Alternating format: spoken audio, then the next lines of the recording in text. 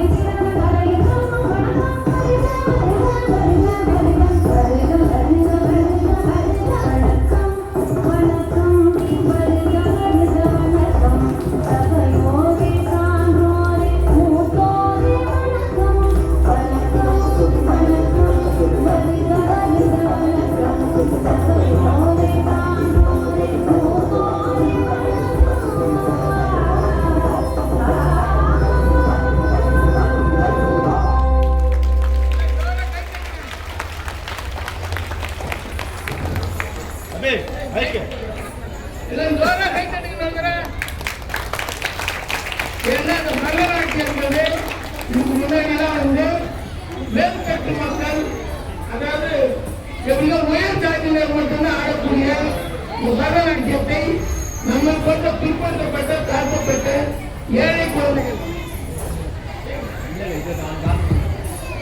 குழந்தைகள் எவ்வளவு அருமையா ஆடுறாங்க பாருங்க.